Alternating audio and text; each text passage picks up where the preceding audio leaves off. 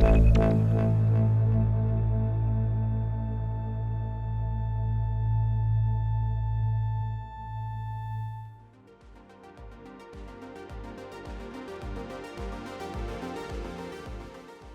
today we're joined by a fantastic artist, songwriter, producer, Hannah V. Hannah, thank Hi you very much. everyone. Thanks for having me. You're very welcome. So firstly, just tell us a little bit about what you've been up to for the past 6, 7, 8 months, whatever it's been now. How have you been filling your time during the lockdown? You know what? It's been interesting for me because I feel as producers we can work anywhere anyways, right? And I'm so used to working because I work internationally, so I'm used to sending beats to the States or to Canada or to Germany. I'm used to that type of work anyways. So for me, I kind of sussed out a month before lockdown that this was what we were going to head into because you could see it from the trends in the rest of Europe.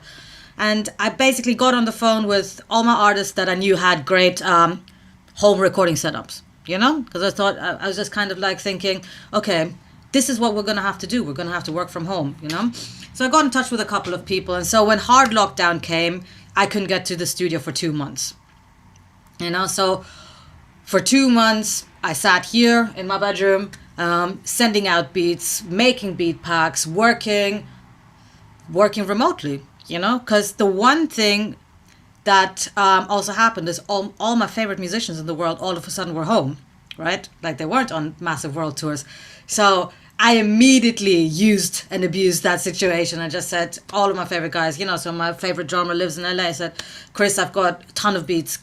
Can you do whatever you want to do? My favorite bass player, all of a sudden people were in town. So the first 2-3 months, I have to say, I really made use of it, and tracks were dropping. And it was a real challenge, but a fun challenge, getting someone's vocals that they recorded themselves in their living room to get that to sound like everything else, because these are tracks coming out on majors.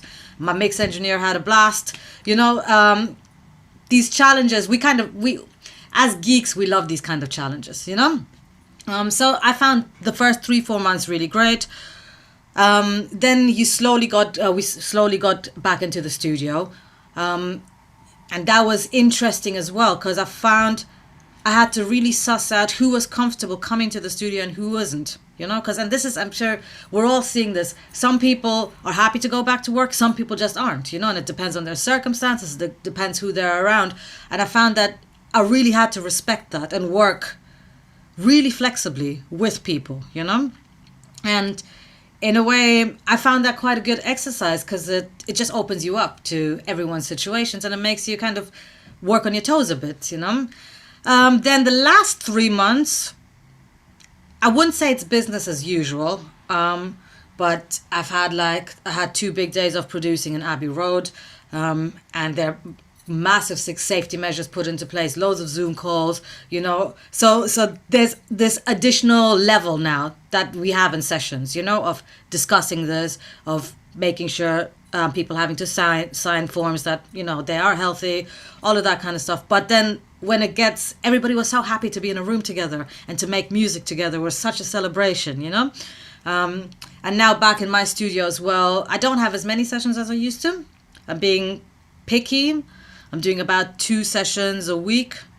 But overall, I've been really fortunate that I've been working. I'm one of the few that can say the work has been consistent. That's really good to hear. And it must have been quite an exciting thing after, particularly after being locked down for a little while, to be able to go to somewhere like Abbey Road, and that be the way that you're retiring. Yeah. Tell us a little bit about what you were doing there.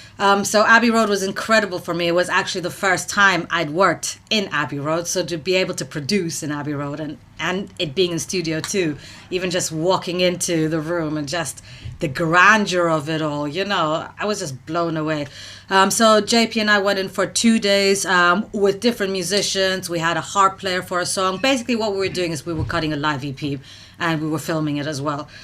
Different arrangements, different musicians, and it was just incredible. The engineers are just incredible. The mics are incredible. The equipment is incredible. The musicians were incredible. It was just 2 days. It was hard work for sure, but it was bliss. Fantastic. I mean, you've worked with JP a few times, haven't you? You've Yes. worked with him for a number of years. I was wondering if you could just tell us a little bit about that kind of working relationship that you Mm. have, how it came about, and also what it is that makes you tick. You know, what it is about that partnership that works so well. Yeah. So JP Cooper and I first met actually when I was playing for Layla Hathaway. I was playing keyboards for her, and he was opening in Manchester. And I listened to him for 10 minutes or so. I was thinking, wow, he's good. And that's it. We didn't speak again for a year. Then we connected again. We were introduced by a mutual friend to do a session. Just to do a session on my project. At that point, I was signed to Sony as an artist producer. And so JP came to the session. The session was me, my brother, my best friend, and JP Cooper. And it was JP's first ever writing session. Obviously unbeknownst to me. And it was me being at the beginning of my professional production journey as well. So I think we both met in very similar situations. JP wasn't signed yet. I kind of didn't know what I was doing yet either. And then we just realized, first of all, we realized that we'd actually met on tour. And then we realized we just loved the same music, So immediately we started talking about Donny Hathaway. We started talking about all the soul legends that we both listened to. And so we did that first session. And very slowly, as these things do, our professional relationship developed. So I think a couple of months later, JP called me up and said, Hannah, I'm doing mahogany sessions. Do you want to play with me? I said, yeah, sure. I did that. I slowly started playing on some of his EPs. And then kind of 2 years down the line, he gets signed. He started working on his first album and he brought me in to produce. So I did 2 tracks on his debut album. And I think I've produced about 17 other tracks or so for him. So we've been working together for 6 years and it's a very consistent, wonderful relationship. And I always say this, the best relationships are actually friendships, even though we met musically and we met in the studio, ultimately it's a friendship. And it's a friendship based on deep, deep mutual respect. He respects my musicality. I genuinely think he's one of the best writers and singers in the world. And because we've got that, but also we've got a friendship, which means we can be very open to each other. Oh, no, JP, try this. Oh, Hannah, no, I'm not sure I like those chords. We can be very honest with each other, So our workflow is so natural nowadays. We've done a couple of Zoom sessions last week, actually. We're meant to hit the studio next week to cut some vocals. So I'm getting some vocals from him later today. It's just an ongoing, I'm just part of that team. And I think you just grow with people. You grow musically with people. And now JP is just, in terms of, pop writing and writing hooks, he's an absolute pro.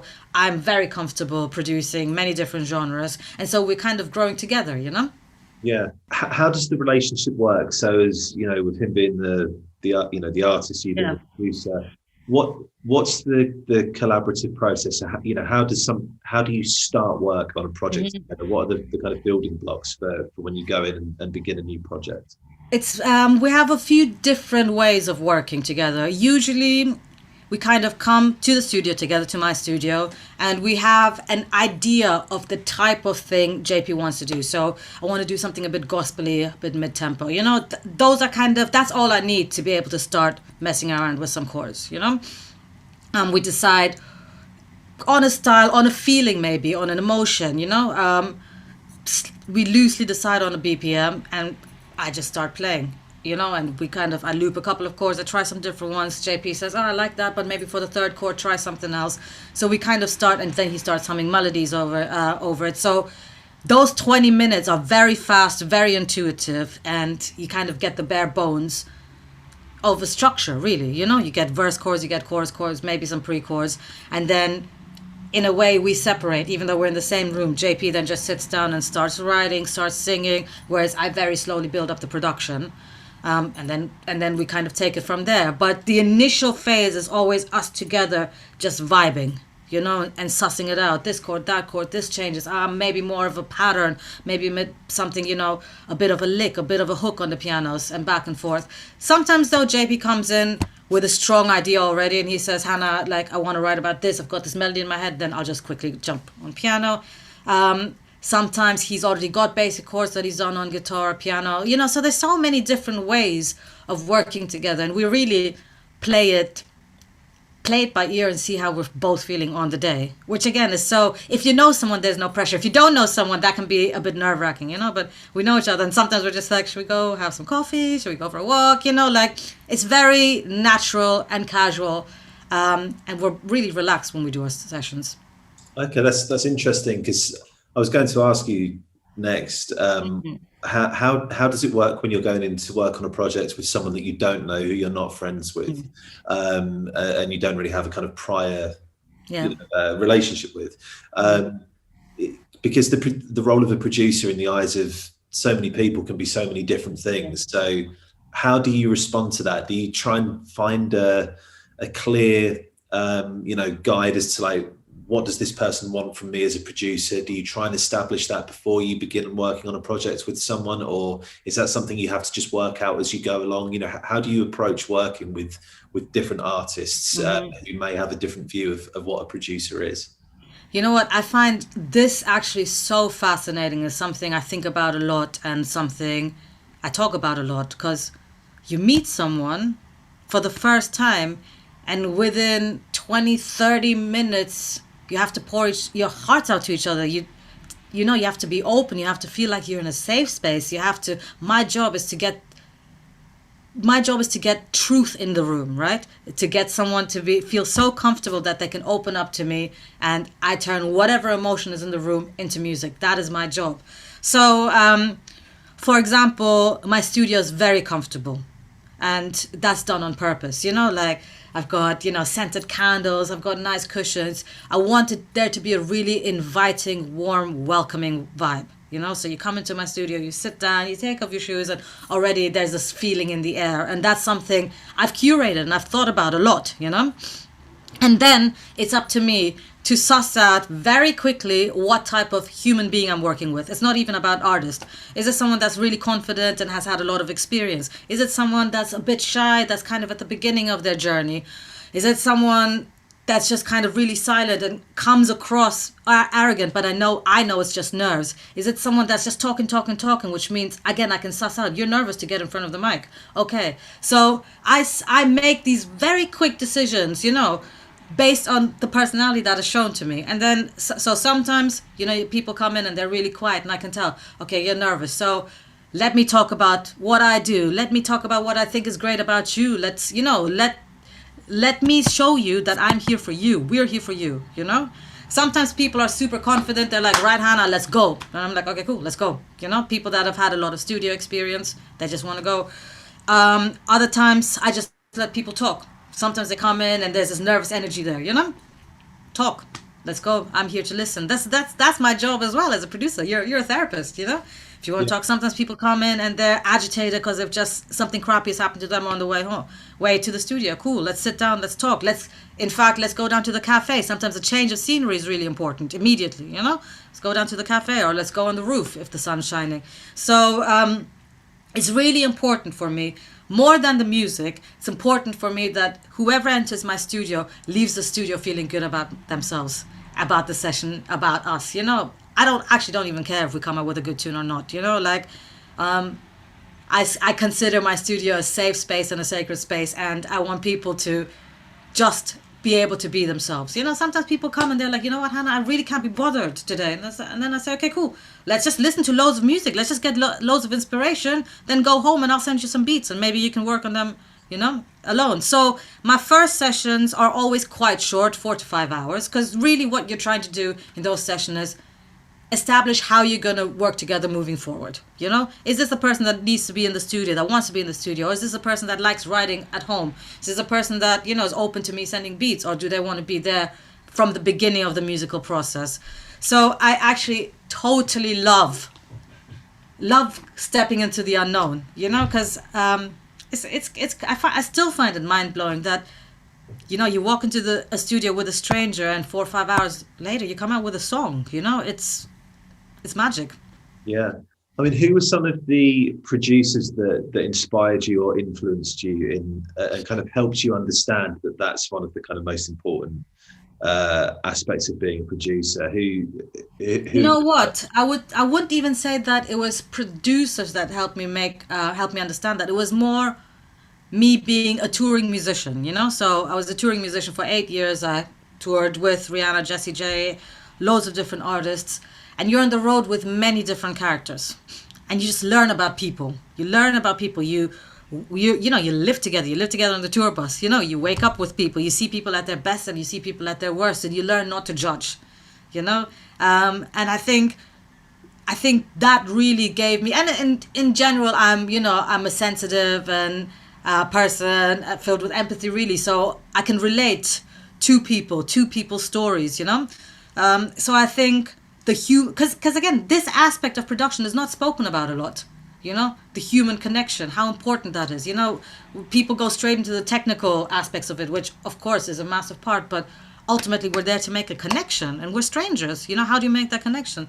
So I think I learned a lot from being on the road. I learned a lot from Rick Rubin's daily Insta posts, because he talks about this a lot, about these emotions, about it is not, you know, it's about the journey. It's not about the result. It doesn't, the song, we can all write amazing songs.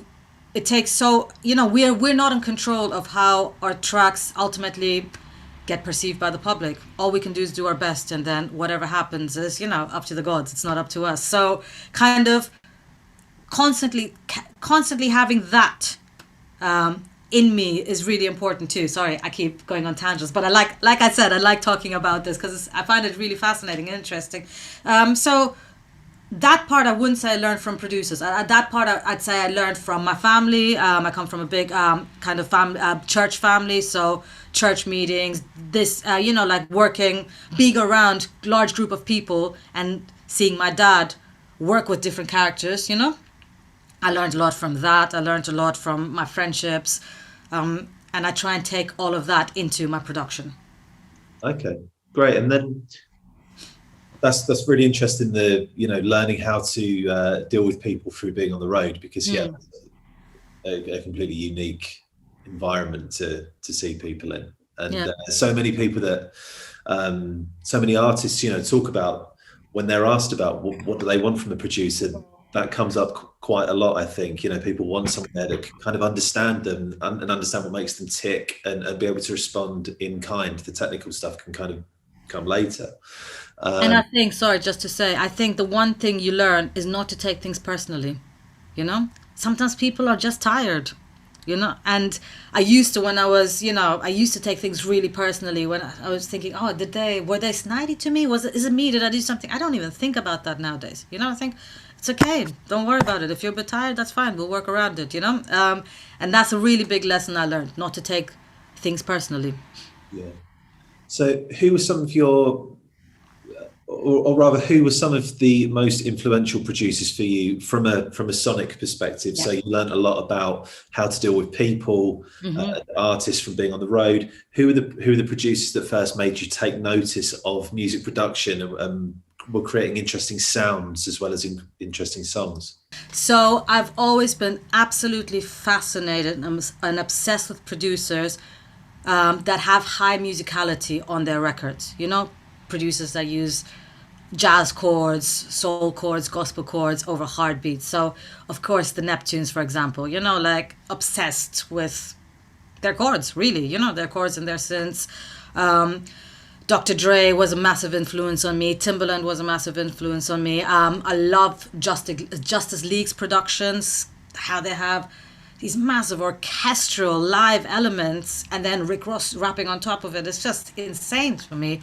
One of my biggest influences is Mac Miller as well, as a rapper and as a producer, because again, the way he combined kind of his chords, his jazz chords, with, you know, really hard beats, and then the top line on top of that. I was also massively influenced by a crew called Bugs in the Attic. So they're a UK broken beat crew, and I was on the road with them for 1.5 years as a keyboard player. And that's kind of where I first started being introduced to production. And they worked with a lot of breaks, a lot of classic synths.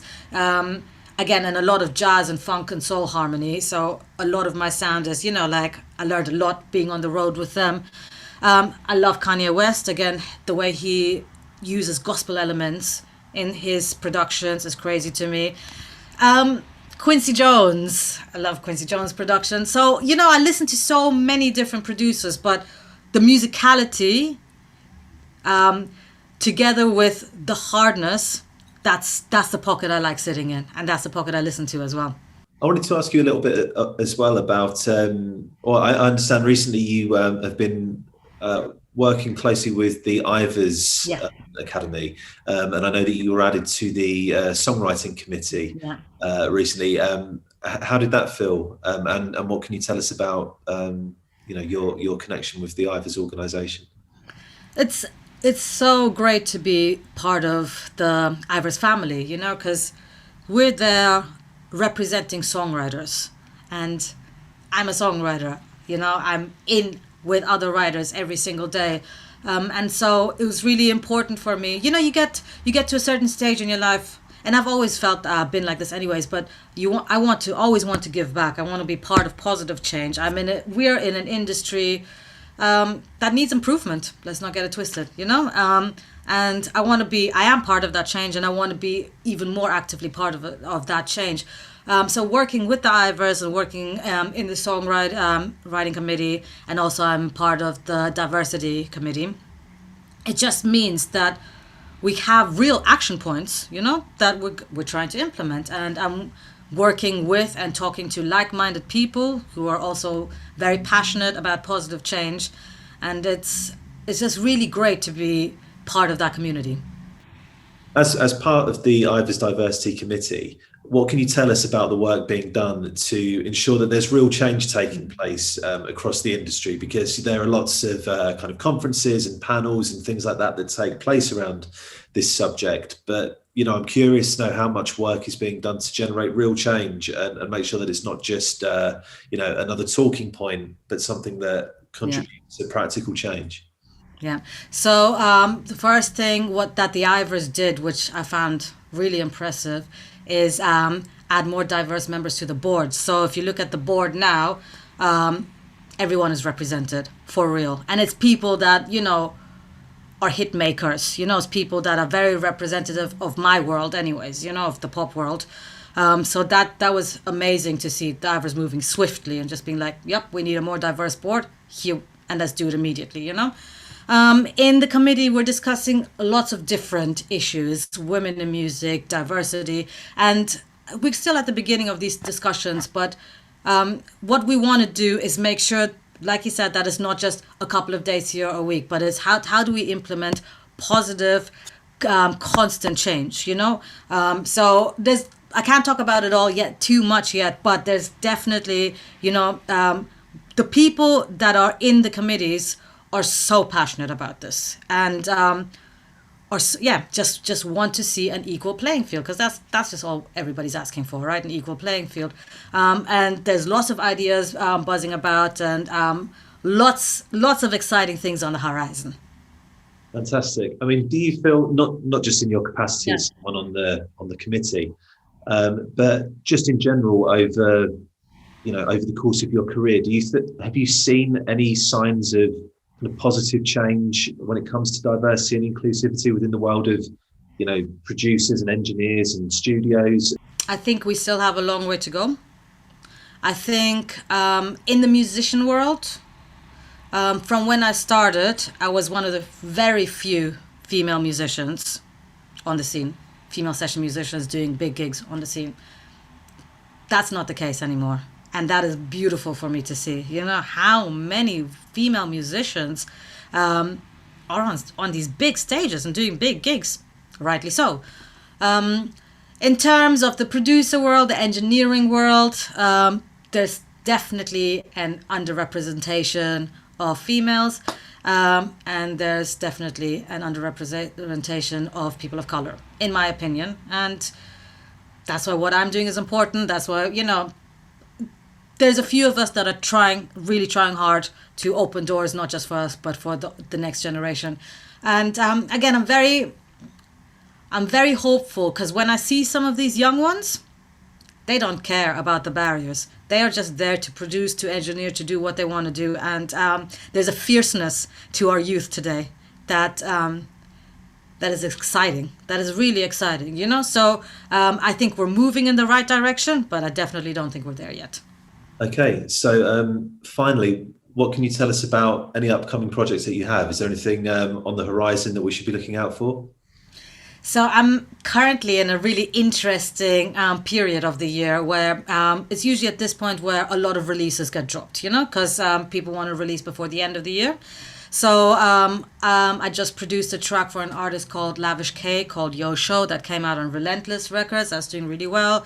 Last week, a track came out with a Canadian artist called Toby. I produced a track called Family Matters on his album, which is, you know, a drill record, which is really interesting as well. So that came out. And I've got a few more releases lined up this year. You know, just watch the space. There's something happening in the JP Cooper world and a few other bits. So right now, this period is very busy for me because it's about finishing records to drop before Christmas, you know. And it's always I always forget that October is insane, you know. And then when it comes creeps up on you, you're just like, oh my gosh, of course, because everybody wants to release, and you don't want to release too close to Christmas because, you know, Mariah Carey will dominate the charts anyways. So so it's a very busy but very exciting time right now. So I'm just concentrating on finishing a ton of records at the moment, and kind of like, so I'm not doing a lot of new sessions because I just have too many tracks to finish. Probably open up the studios again in December for some new sessions for a couple of weeks, but it's kind of, we're gearing up to the end of the year. Well, thank you very much for chatting to us today. It's been a pleasure. Thanks so much for having me.